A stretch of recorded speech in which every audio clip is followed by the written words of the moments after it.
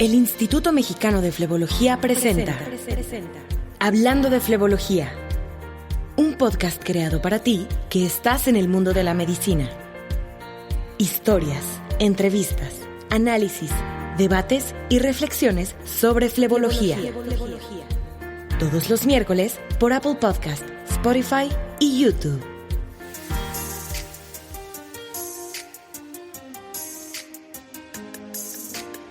Bienvenidos a un podcast más del Instituto Mexicano de Flebología. ¿Qué tal? ¿Cómo han estado? Soy su amigo el doctor Fernando Vega Rasgado y deseo que se encuentren perfectamente bien en su ámbito familiar, laboral y de todo índole. El día de hoy vamos a platicar de un tema muy interesante, la nueva clasificación CEAP 2020. Que más que nueva es la actualización que el American Venous Forum hace a esta clasificación que ya teníamos. La clasificación que ellos propusieron, en el cual evaluamos el estado clínico, la etiología, la anatomía y la fisiopatología de nuestros pacientes con insuficiencia venosa, pues se viene revisando periódicamente. Es conveniente recordar que una de las primeras clasificaciones para la insuficiencia venosa fue la propuesta por Widmer en 1978. Sin embargo, más adelante, el doctor Hugo Parch en el 1980 adicionó algunas subclases a esta insuficiencia venosa crónica y se propusieron incluir algunos aspectos anatómicos y fisiopatológicos, ya que todo esto pues forma parte de la insuficiencia venosa. Con estos antecedentes, las sociedades vasculares, la Sociedad de Cirugía Vascular de Norteamérica y el capítulo internacional de la Sociedad de Cirugía Cardiovascular empezaron a trabajar en esta responsabilidad desde 1988, acerca de la etiología de la enfermedad. Más adelante, en el 5º Congreso Anual del American Venous Forum, se propuso una adición a esta clasificación y entonces en junio de 1993 el primer simposio de cirugía vascular propusieron adicionar a estas clasificaciones un componente de la fisiopatología. Así que con estos antecedentes de anatomía, etiología y anatomía, pues se completó todas las siglas que ahora involucramos para hacer una clasificación. Así que esto se hizo un consenso del American Venous Forum en 1994, que fue cuando ya se promulgó, se adoptó la primera clasificación CEAP para Australia, Europa y los Estados Unidos. Esta primera clasificación fue publicada en 1996. A partir de entonces, pues esta es la que hemos utilizado y ustedes pueden leer en la mayoría de los artículos que tienen que ver con insuficiencia venosa, que se usa esta clasificación en la cual pues evaluamos el estado clínico, etiopatológico, anatómico y fisiopatológico de la enfermedad. Más adelante esto se ha ido revisando. En el 2004 hubo un comité exprofeso para revisar esta clasificación CEAP y se le hicieron algunas modificaciones. Esto pues ha venido avanzando y en mayo de 2017 el American Venous Forum creó un comité para trabajar específicamente en una actualización y adecuación de esta clasificación CEAP. Entonces, a partir de esto, desde este año 2017, empezaron a trabajar, se formaron comités con cada una de las especialidades de esta clasificación, liderados por personalidades del mundo de la flebología. Ellos a su vez hicieron comités para evaluar cada una de las preguntas sobre la clínica, la anatomía, ver si eran correctas, qué se podía adicionar, qué es lo que estaba fallando. Y estos comités trabajaron arduamente, primeramente de una manera escrita y después de una manera ya personal, ¿verdad? Una discusión personal. Entre estos se dieron cuenta, pues, que había algunas cosas que la clasificación antigua no contemplaba, ¿no? Por ejemplo, que a veces podíamos tener un paciente que tuviera etiología por ejemplo, primaria, y al mismo tiempo tener una secundaria, o que pudiera ser una clasificación clínica de 0 o de 1, dependiendo diferentes sitios anatómicos. Entonces, esta es una de las razones que ellos proponen que pues había que ajustar. De la misma manera, la clase C2, ¿verdad? Estas venas alteradas, pues pueden presentarse en diferentes partes del cuerpo y pueden también tener diferente etiología o anatomía. Ellos dicen también que el diámetro de una vena puede influenciar los síntomas que nosotros anotamos o registramos en la clasificación. También en la clasificación C3, que se encarga del edema, pues puede tener muy variable. Las causas del edema son muy variables y la corona flebectática, la cual es una manifestación de la hipertensión venosa, pues no tenía una clara clasificación. Así que con varios de estos puntos, 12 puntos que ellos encontraron que pues tenía debilidades la clasificación SEA, pues hicieron una reclasificación. Así que el día de hoy voy a platicar con ustedes esta nueva adecuación, todo lo nuevo, actualización de nuestra clasificación SEAP. La primera que tenemos es la clasificación de la letra C. Recuerden que la letra C es clínica. Ahora tenemos C0 para venas no visibles, no palpables, que solo hay síntomas en un paciente. Es el estadio C0. C1 para telangiectasias o venas reticulares.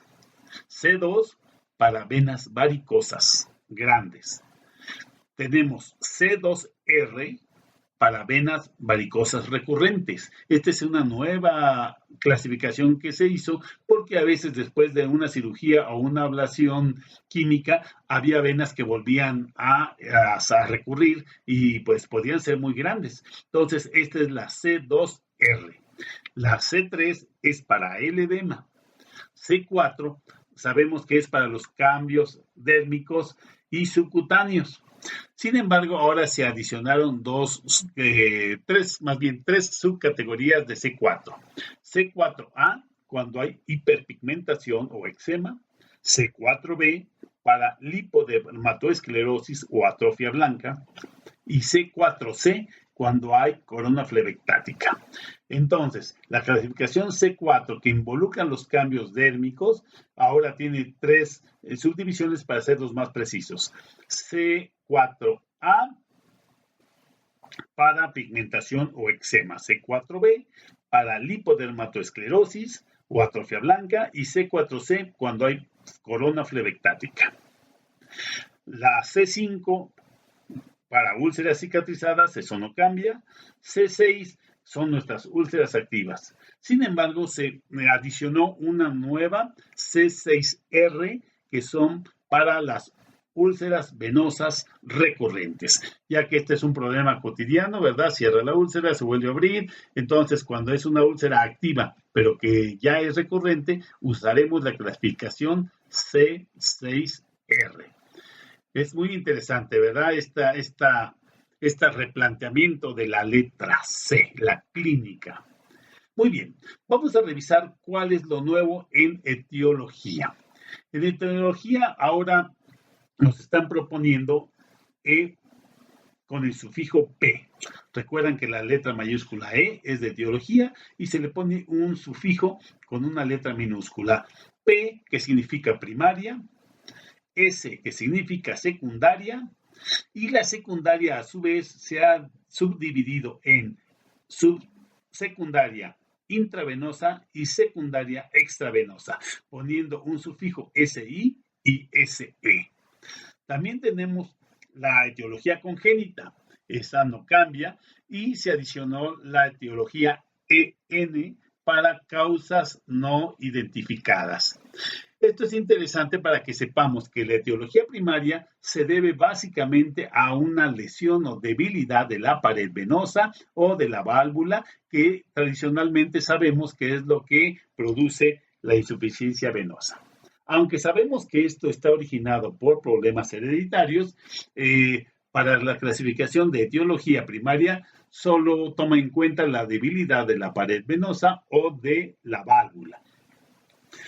En cambio, la clasificación EC, o sea, congénita, se deja exclusivamente para algunas patologías muy bien definidas, como por ejemplo el síndrome de Klippel-Trenaunay, o alguna malformación arteriovenosa, que pueden resultar en problemas aparentes. Entonces, cuando tenemos una malformación de nacimiento, es cuando usamos la etiología congénita, EC.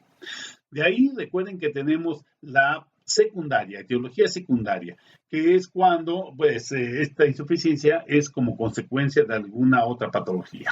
Y entonces dividieron secundaria intravenosa cuando tenemos alguna condición que cause esta enfermedad, como una trombosis venosa profunda, o puede ser un trauma también, una fístula arteriovenosa, ¿verdad? Que puede ocasionar daño por dentro de la vena, ¿no? Esa es la etiología secundaria intravenosa. Y tenemos la etiología secundaria extravenosa, ESE, en la cual la pared no está dañada, pero hay una causa externa, que es la que está originando la insuficiencia, ¿verdad? Esto pueden ser muchas, como pueden ser la congestión pélvica, una compresión extrínseca por una masa tumoral, por ejemplo, falla en la bomba muscular o desórdenes musculares, motores. Ahora, pueden coexistir simultáneamente estas patologías. Y entonces podríamos hablar de una etiología secundaria intrínseca y también extrínseca, por ejemplo. La letra EN es cuando no hay una causa perfectamente bien clasificada. Entonces, nos explica el artículo que es básicamente una categoría de exclusión. Es decir, que si no es primaria, secundaria o mixta, entonces vamos a poner la EN cuando no es una de ellas. Muy bien, la tercera letra de nuestra clasificación es la A, de anatomía. Y en anatomía tenemos unos cambios importantes. Tal vez ustedes recuerden que se había dividido la pierna, el cuerpo, en 18 zonas, ¿verdad? Todas ellas tenían un numeral del 1, 2, 3, 4 hasta el 18. Bueno, pues esa se abandona y se va a utilizar ahora abreviaturas de la vena afectada. Se mantiene AS si es sistema anatómico superficial, AD si es anatomía profunda, AP si es anatomía de perforantes, y también incluyeron AN cuando no hay una localización bien definida de la anatomía. Recuerden, esta N es de exclusión. Cuando no hay de otra, ponemos N. Bueno, el sistema superficial ahora está dividido en una abreviatura TEL, TEL, cuando hablamos de telangiectasias, RET, red de venas reticulares. Y de ahí a la safena magna, la abreviatura en inglés es GSV. GSV. Entonces, cuando es en la parte superior, es GSVA. Y si está insuficiente abajo de la rodilla, es GSV con sufijo P. Las siglas para la safena menor son SSB y para la safena accesoria anterior, AASB. Si tenemos una vena no dependiente de la safena, las siglas son NSB. Entonces, concluyendo, resumiendo otra vez, en el sistema superficial podemos tener telangiectasias reticulares, vena safena antes de la rodilla, vena safena mayor abajo de la rodilla, safena menor y safena accesoria anterior. Y la clase no clasificada, que no depende de ninguna vena safena, es NSB. Ahora, vamos a ver el sistema profundo, la anatomía de AD.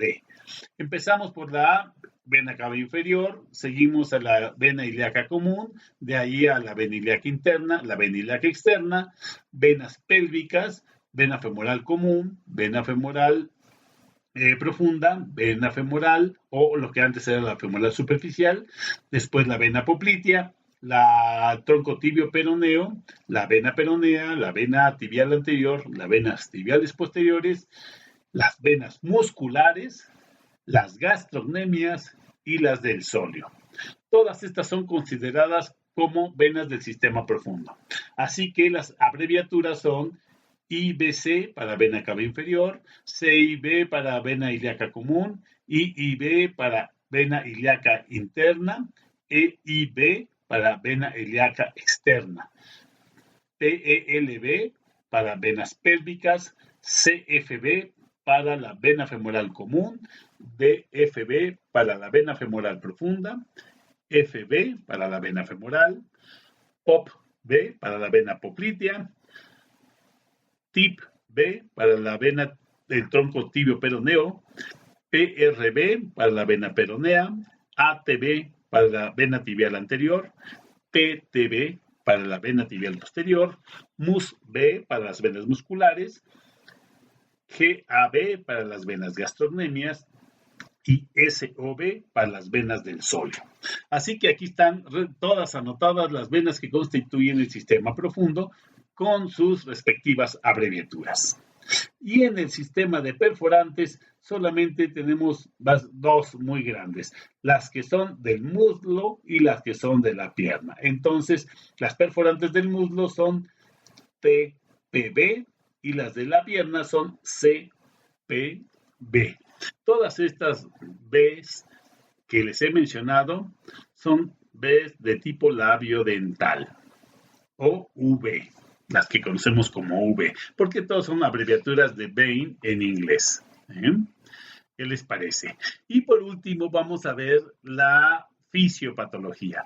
La fisiopatología la teníamos con subíndice R cuando había reflujo y O cuando había obstrucción. Ahora tenemos que puede haber las dos cosas simultáneamente, entonces tenemos PRO cuando hay reflujo y obstrucción y tenemos PN cuando no hay una fisiopatología perfectamente identificada. Ahora, nos explican que en esta nueva clasificación debemos especificar la localización anatómica para reportar bajo cada punto de fisiopatología. ¿Qué clase es? Y esto corresponde porque podemos tener una obstrucción, es decir, una trombosis, por ejemplo, una trombosis superficial de la vena mayor en el muslo y podemos tener un reflujo en las venas perforantes de la pierna. Entonces nos dice que debemos ya clasificar la fisiopatología de acuerdo a la anatomía de cada región. ¿Qué les parece, amigos? Esta nueva clasificación o esta nueva actualización, más bien, hablando mejor, esta nueva actualización del sistema CAP nos permite dar con mayor precisión qué es lo que está sucediendo en nuestro paciente con insuficiencia venosa crónica. Nos explican ellos que se pueden hacer muchas más acciones tomadas en cuenta, como por ejemplo la obesidad, por ejemplo la insuficiencia cardíaca y demás, pero todo esto complicaría mucho nuestra clasificación CAP. Así que pues ellos han concluido que por ahora esta es la actualización más adecuada para que sigamos usándola, así que pues ya la conocemos. Ya conocemos nuestra nueva clasificación CEAP del C clínica, E etiología, A anatomía y P fisiopatología.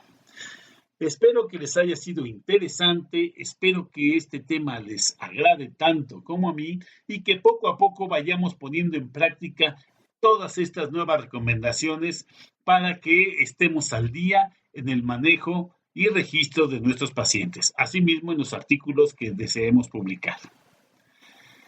Pues amigos, no me queda otra que despedirme, deseando que les haya sido muy provechoso compartir con ustedes esta información.